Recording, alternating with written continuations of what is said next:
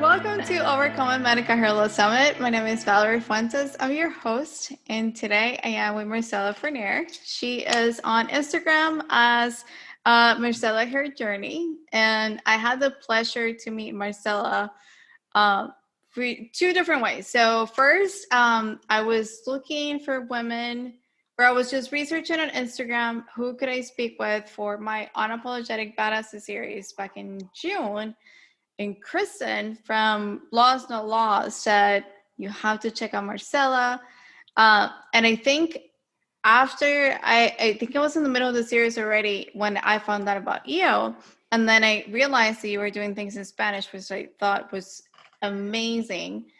And so that was the first time I heard about you. And then the second time was when I put out a call to action to see who wanted to come with me to speak to the government officials here in South Florida about making wigs or hair a medical device.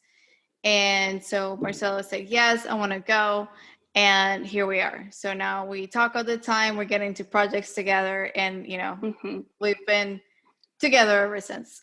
Yes. So yes. It's been amazing. And yeah, I'm just so excited to have you here today. You know, I think it was nothing is coincidence really, and I think we were gonna meet regardless if it was through Kristen or if it was on that instance. It seemed like our lives were meant to crossroads at some point anyway, so I'm just so thankful that it did.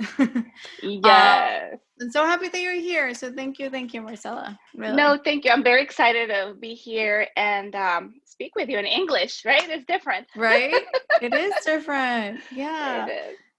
So for those of you who don't know, Marcela has been my partner in crime to create something for the Hispanic community. I've been wanting to do things in Spanish forever and ever. And I have started, but never advertise it. Let's put it that way, right? Like I had my website in Spanish and I speak Spanish, and you know, to some people I say, like, if you want some coaching in Spanish, you know, like I offer it, but I never said, okay, let's create a platform for women that speak Spanish. I never took that action, and it wasn't until I talked to Marcela and I realized, like, we really need this. That I actually, you know, took action to move forward and created what we have created, which is Alopecia Sin Culpa, which is a platform for women that speak Spanish to pretty much do everything that we're doing in the hair loss community in English. We're starting it in Spanish. And when I say starting it, I mean that because it's not being done right now. There is nothing out there. There is nobody speaking about it. And that's why we are going full force to create this, because we get to do this, right? Right. So, you know, it's exciting because it's kind of like it's a community, but also a platform to encourage other girls in our, you know, living with alopecia that maybe they are either looking for a wig and they don't even know where to begin, or some they just need somebody to talk to and learn about what is this and what's happening to me and have you gone through it and what have you done. You know, just kind of like vent and find support in different ways in your own language, because like you said, you know, there is not a lot of material or content in Spanish for these girls. So myself, I experienced it, you know, starting to look for wigs and things. I noticed there's really nobody. And when I find somebody that is in the community and speaks Spanish, I get so excited. But so we were like, Valerie, we got to do something. It's needed. So here we are. You know, giving these girls a voice and a platform to speak and feel confident and, you know, find the resources and the support to navigate through the alopecia world in their language. Totally. Yeah. So tell us about you, for those, you know, in the community that don't know you, like, how did you end up in this community? What excites you about it? When did you start losing your hair? Like, we want to know more about you. Yes. So, you know, thin hair has been in my family. Like, I think most everybody in my family has thin hair. My mom, on my dad's side. And so I never had like, big hair. Never, never. But I always had, nice, long, luscious hair, right? I miss it so much. But it was always thinning, and you could see through my scalp even when I was younger. But as the years went by, like around my 20s, late 20s, that's when I started to see more, because it was like kind of like diffused at the beginning. And then later it was just like more and more. And of course, you tried everything, all the potions and, minoxidil and shampoos and all that, all these years, vitamins and, um, but nothing worked for me. And so always, heartbroken and kind of like, what am I going to do? I don't, I don't want to be bald, because it's kind of like progressive for me. It's not like it falls in chunks, but it's steady and it's like nonstop. I don't, it's not slowing down for me. So I feel like eventually um, I'll have nothing, when I'm older. But a couple of years back, I started to, because I was so sad about that. But I decided to do something about it. And so I started to, look up extensions. But then I'm like, yeah, my hair is not thick enough for extensions. It just wouldn't work. So I just kept going on Instagram with hashtags and looking, and I came across a topper. And my life changed from that day. And I remember it was Hair Loss Boss, the very first lady that I saw on Instagram. And I just couldn't believe how great she looked, and when she takes it off, like, her hair was like mine. And I was mind blown. And then, of course, you see the comments, and then you start seeing all the girls, going through the same thing. And it was so excited to find that. And so finally I was like, I messaged her. I'm like, what, where did you get this? Tell me all about it.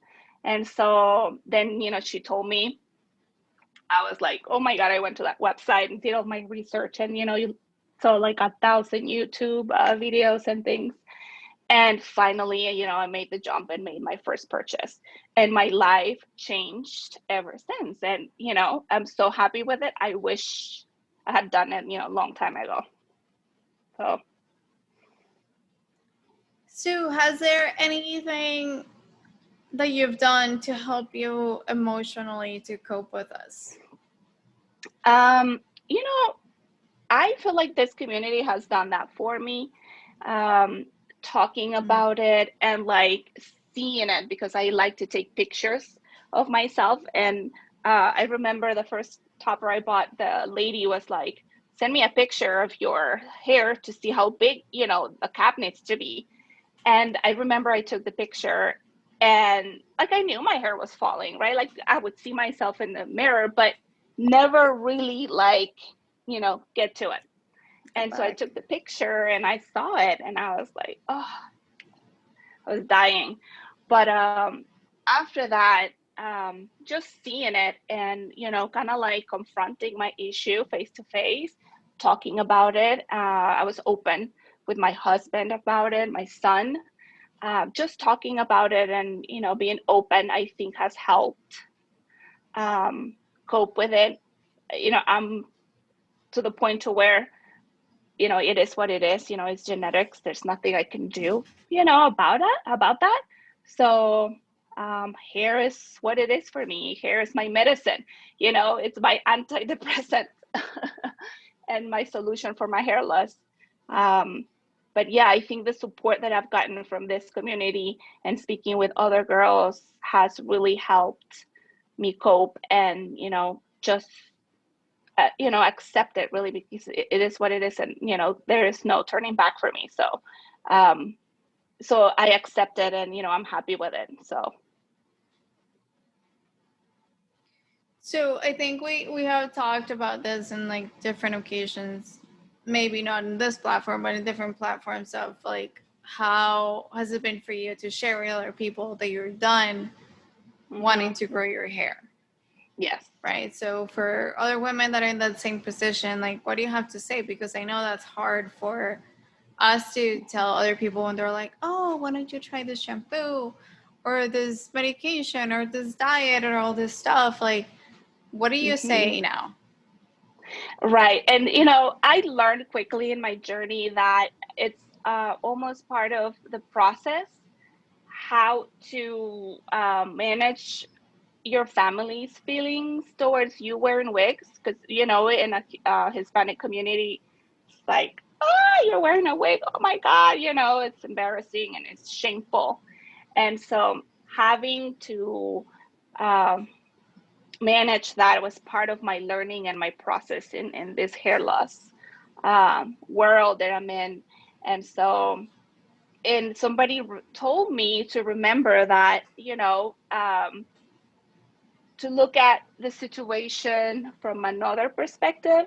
They're telling me, the remedies and things, from a good place. And so really, the message is being given to me from a good place, and I just have to, stand firm with my beliefs and, explain my situation and just go from there. And I can tell them, my decision and what it is, and they may not agree, they may not accept it, but I have to be firm with my beliefs and not let it get to me and not take it personal. It's coming from a good place, and that's how I have to see it to be able to manage and give a good response to that. But I can't lie, it's hard sometimes because you hear it so much. It gets to you at one point, and you're like, I'm done with the minoxidil. It's not working. Please stop. Yeah. Doesn't work. Stop telling me about that. But yeah. So now that you have found like you feel comfortable with the hair and you don't want to grow your hair, so you're at a comfortable space, right? But we know that sometimes we have bad days, right? So like, Yes. now that you're at a comfortable space, how do you deal with your bad days? Like, what happens when what triggers you, or like, how do you handle that? Bad days for me, it's different. So sometimes I have my dark moments where I am sad, and I'm going out and I just want to put my hair up in a ponytail and go. I don't want to worry about, oh, did I wash my topper? Is it clean? Oh, it's hot. I don't want to wear anything. Times like that, or going to the beach or the pool, things like that. That's when I miss my hair the most, and that's when sometimes I go into that dark place where I am sad and I miss my hair, and I start looking through pictures and my hair, and oh my God, and I allow myself to feel those feelings, and that helps me process that. And it's normal to have bad days, but it's always a reminder that I do have a solution, and I'm in a better spot now than I was, a couple of years back. And so that brings me relief because I realize this is just a bad day. I'm having a bad moment. I miss my hair. I'll be okay tomorrow. As soon as I, wake up in the morning and I see my luscious, topper, put it on, and, the world changes for me. So, but yeah, just accepting my negative and my sad moments and embrace them, and be patient with myself, but then also not allowing myself to forget that I do have a solution and it's not the end of the world. So, the sun comes out tomorrow and everything will be fine. So that's a reminder as well. And that helps me, kind of like come out from my dark spot. So, right? yeah. And so, we just share with everybody that we're starting the community, or trying to grow the community, I would say, because we're not starting. They're definitely there, of Latin women speaking about hair loss, because in our Latin community, it's not being talked about. So how has hair loss impacted you as a Hispanic woman? Like, do you think if you, like, how's it impacting you in a different way? Like, do you think like your culture has had any impact on how you handle your hair loss? Yes, of course, at the beginning, what I just couldn't even dare to look up wigs or, solutions, because I grew up seeing how people would make fun of others wearing wigs. Um, I grew up with great great aunts wearing wigs, but they were, from the 80s. Imagine, right, the wigs that they were wearing. And so I grew up thinking, oh my God, the wigs back then is just, I was like, that was like my mentality. I can't have that life. Like, I don't want that. Yeah. Just remembering my aunts in their wigs, but back in the day. But we've gone a long way.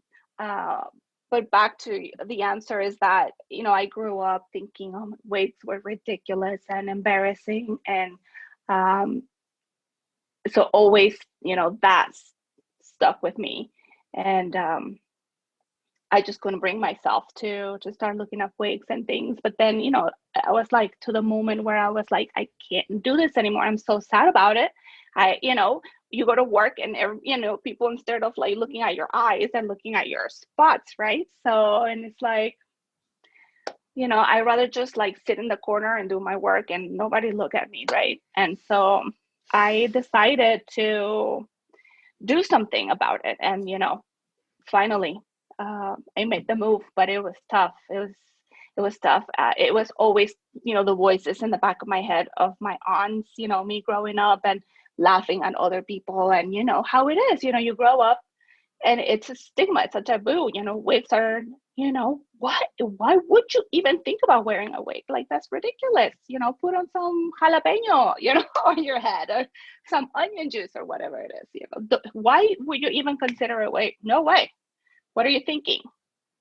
So, That's so funny you yeah. said that, because I feel like I like recently, since we started doing the live in Spanish, I've heard this put jalapenos on your head Yeah. like 3 to 4 times.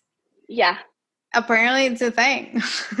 But Right. they seem to think that if you put jalapenos on your head, then you're gonna wake up your follicles or something. Oh my God. Yes. And there is shampoo, Valerie. There's shampoo back home that you can buy at the This store. is It crazy. has cayenne pepper or jalapeno Cracks me essence. up. And so you put it on your scalp, and it tingles, right? And so the blood circulates and your hair grows, right? So that's It's the totally a belief. And thing. yeah, it is a thing. It is a thing. I swear. I swear. Yes. Wow. Yeah, I mean, don't get me wrong. Yeah. My mom also gave me all the things. I can't even remember. I actually asked her the other day, like, do you remember the XYC? Because I can't remember. He had like eggs and mayo and like all kinds of stuff, honestly. Yes. Uh, Yes. Avocado, like, I don't know. Like, why did I not put on my hair?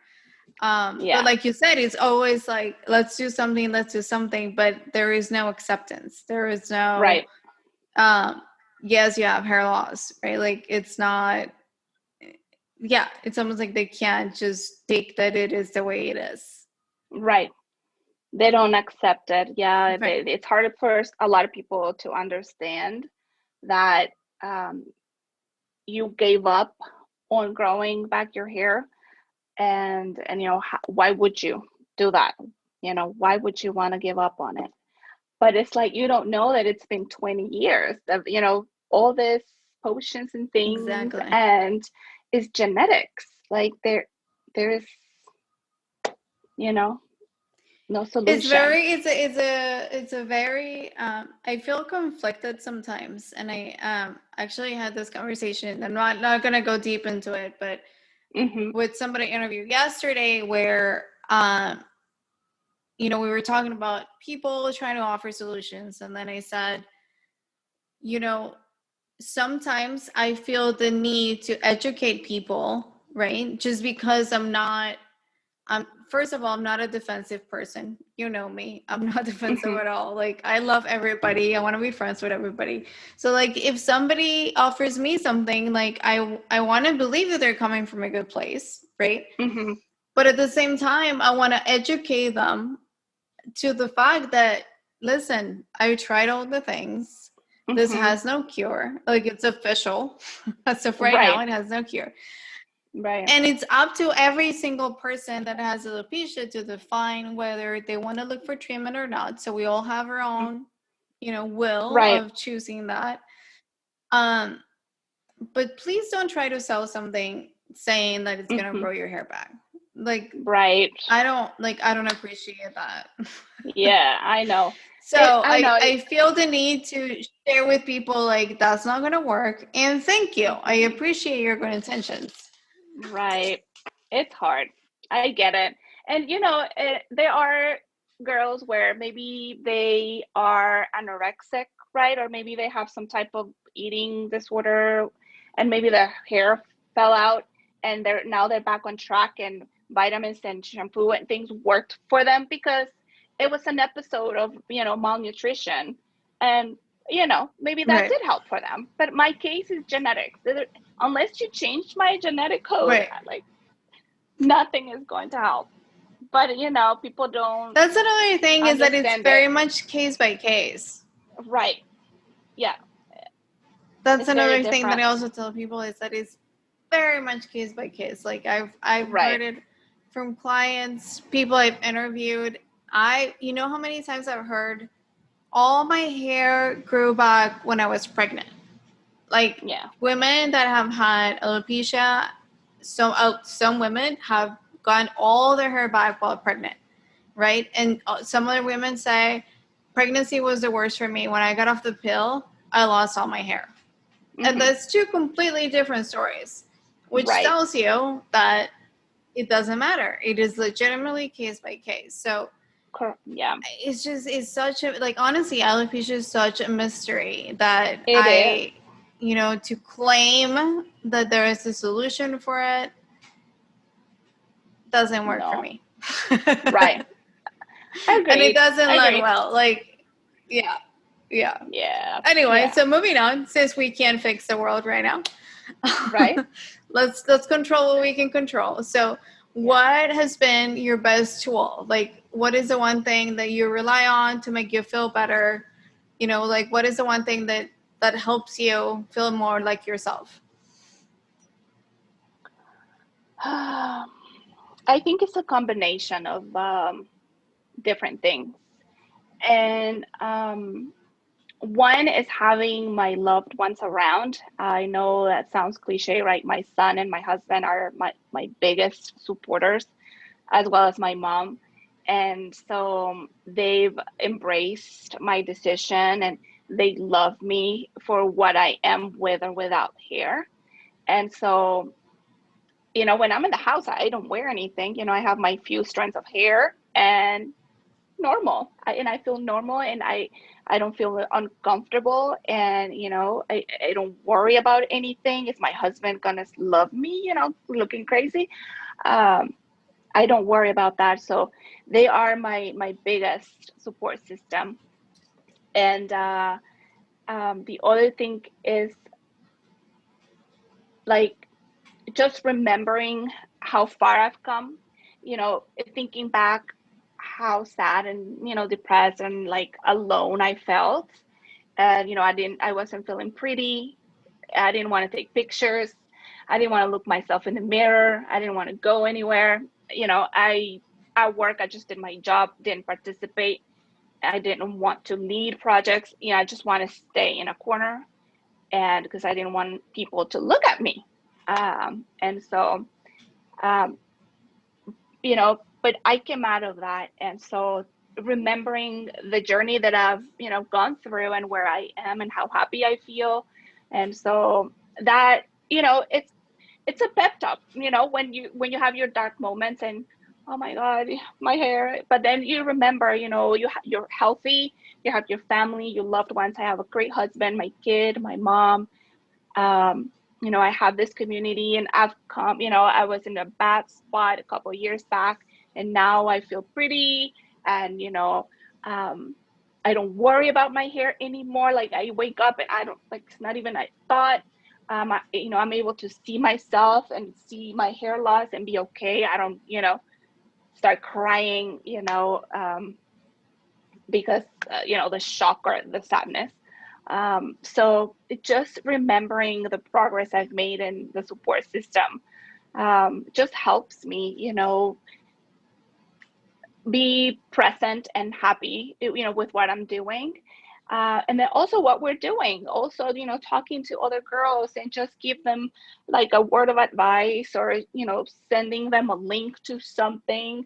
It could be small, but, it makes a big difference to these girls. And that just also makes my day, just hearing their story and, Marcela, thank you for whatever it is. Thank you so much. You made my day.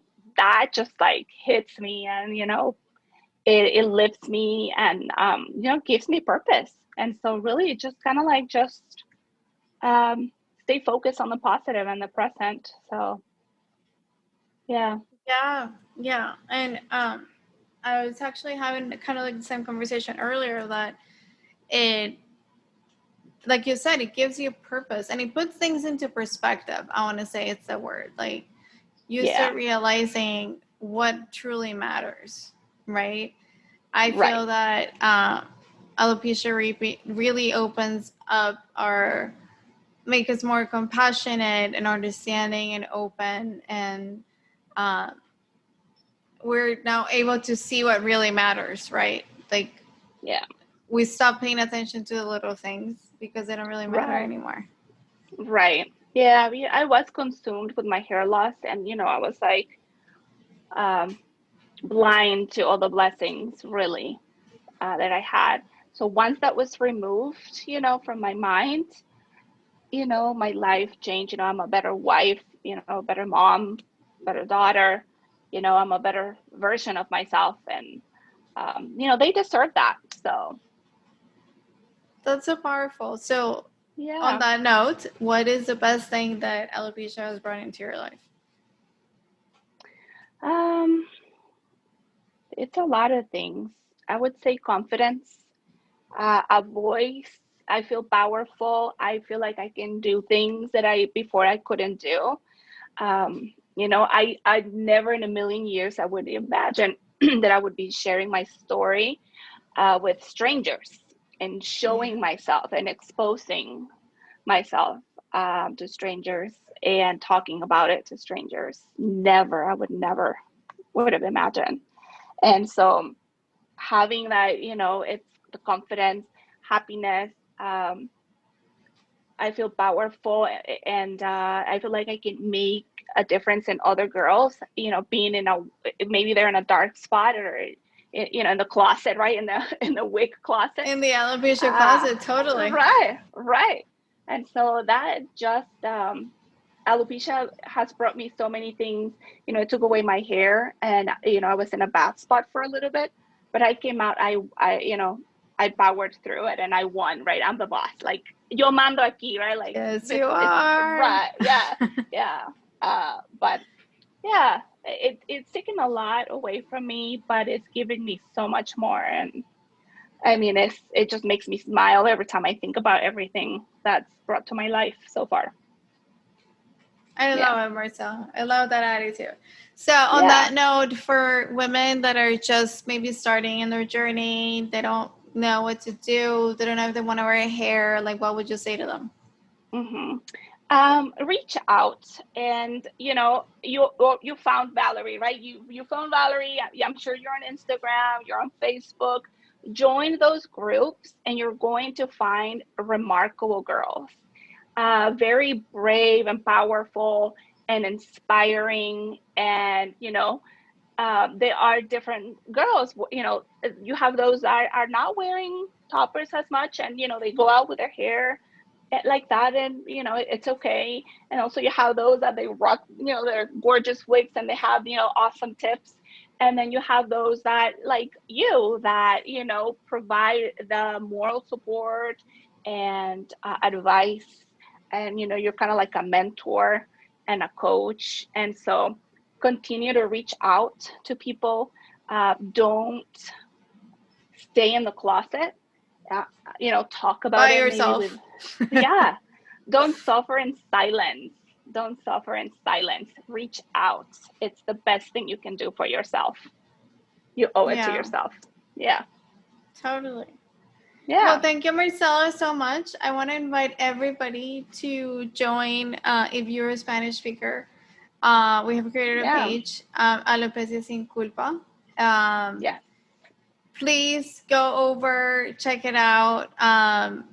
We really want to grow this community with the Spanish community. Anybody that speaks Spanish, Yeah. we get to talk about this just because we're Right. Latin women that are supposed to have the beautiful hair. Oh my God, I forgot to tell you this. I don't know if you saw this. I can't remember where I saw this, but there was this woman who commented on a post or in a live something, but she said, I am Brazilian, but my hair forgot about it. Because you know how like hair, Right. like wig hair is classified by European, Brazilian, or blah, blah, blah. Like Mm-hmm. Brazilian is actually a type of hair. Yeah. And she goes, I'm Brazilian, but my hair forgot about it. And like, I Yeah. just totally felt that in my heart because that speaks about the stigma so hard, Right. Yeah. right? Absolutely. That there's Absolutely. Yeah. actually a type of hair that is called Brazilian hair. Uh-huh. Wow. Right. And I imagine know. how she feels. Like, I Yeah. can't. Like, if I we know. feel how we feel and we're not called Colombian hair or Mexican hair, imagine like having a Yeah. type of hair and like just losing your hair. It's just, Yeah. that's what blows my mind about this kind of stigma. And I think it's not only for Latin women, but like for females, period. Period. Like, That is not true. like losing your hair is such a stigma that we get to break that. And it's Yeah. so common right now. Like, the more and more I talk to women from all over the world, it's everywhere. Yeah. It's not uncommon anymore. Yeah.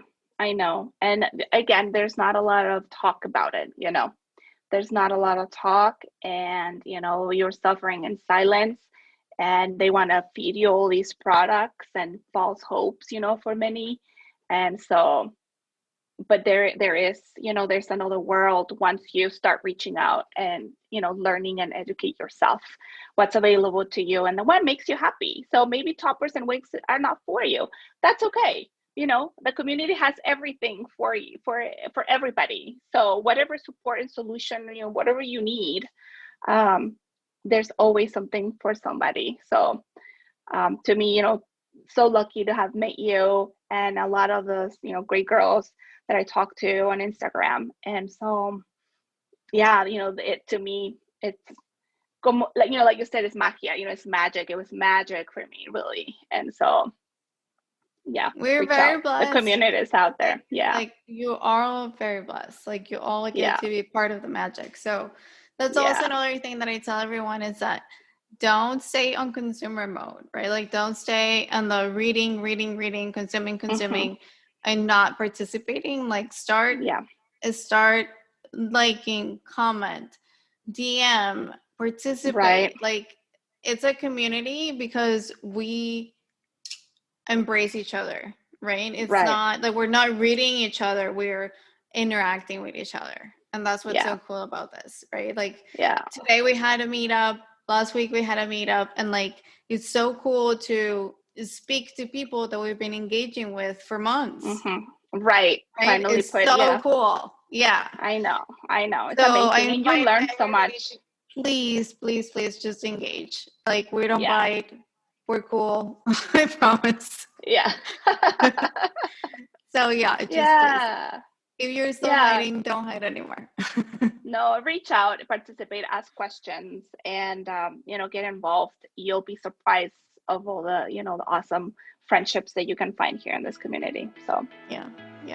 All right. Well, thank you, Marcela, so okay. much. You're welcome. I love you. Thank you You so know much, that. Valerie. So Love you everybody, so much. we'll talk to you soon. We'll see you in the next Bye. interview.